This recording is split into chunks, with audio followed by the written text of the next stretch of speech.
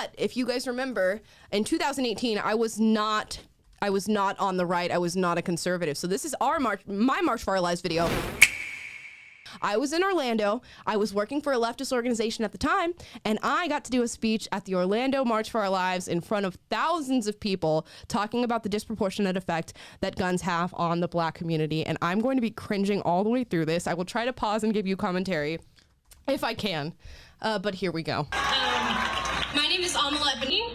I think the issues of gun control and gun violence need to be assessed from every angle.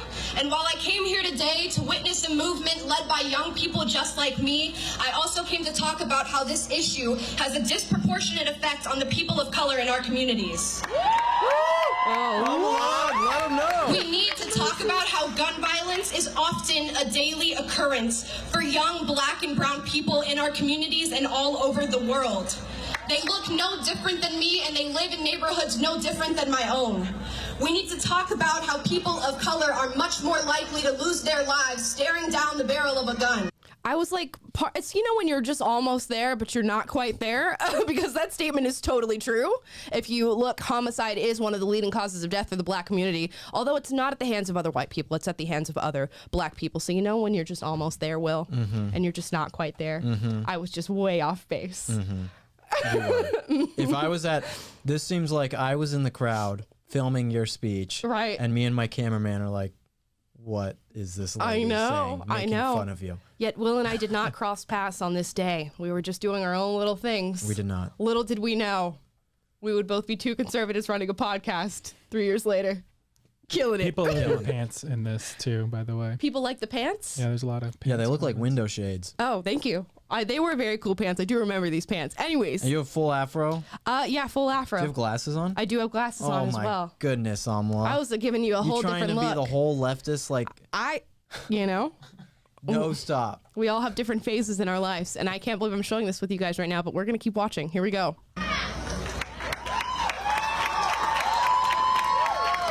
We need to talk about how this has been a problem for people of color for generations and generations. True.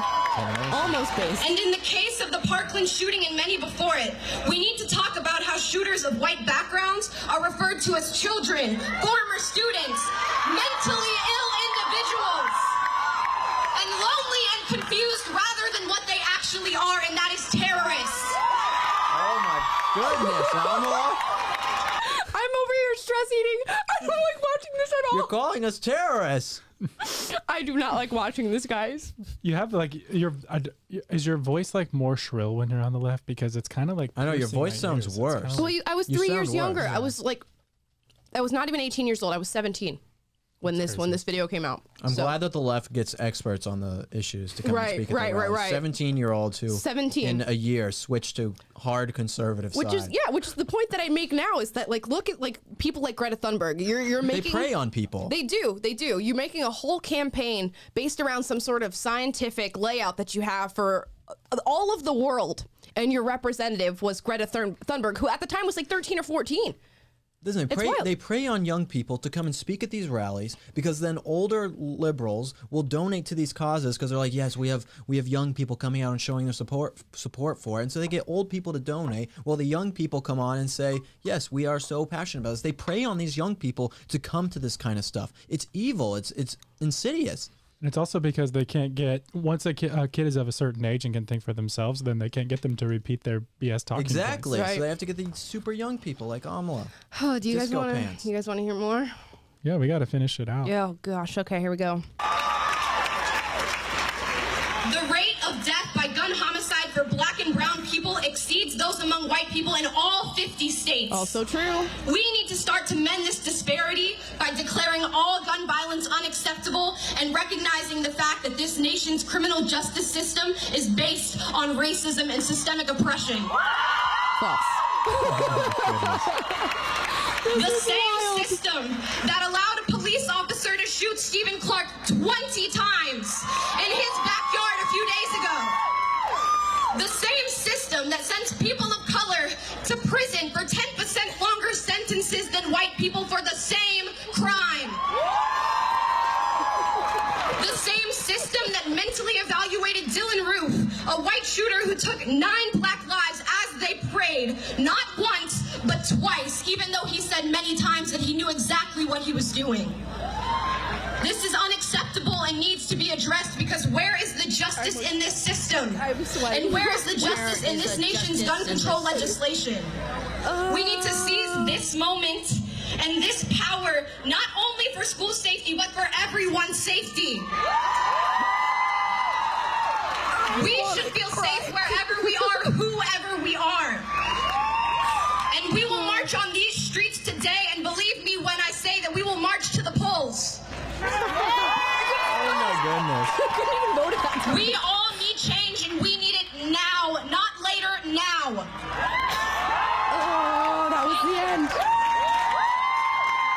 Whew. Someone said you sound like AOC's sister. I do. Seriously, that was horrible. If I had met AOC 4 years ago, I would have been like, oh my gosh, Queen, I love you. You're so great. Yes, Queen. Yes. Wait, wasn't she like bartending 4 years ago? So? Yeah, right.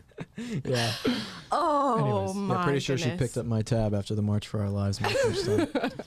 That makes me very proud of you. Thank It makes you, me Will. very proud of you. First of all, to be 17 and to go up there and speak like that is quite the feat.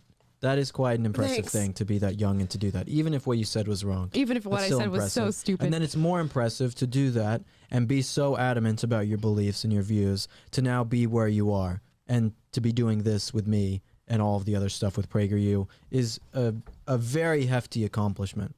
And to you, all of Will. you watching should be quite the testament to say that no matter what your background, no matter where you come from, and you go and talk to these people on your campus or at your work and they're horrible lefties or don't understand things, their lives can be totally transformed and changed with just the right information. You know, that's what's so important about PragerU, is that the PragerU was for me, that information that changed my mind on all these different things, turning me from the left to a conservative, and that it can happen to anyone. So keep pushing these ideas, keep pushing these values on people, because it works. It works. It worked on Amala, it worked on me, Right. it's worked on thousands of other people.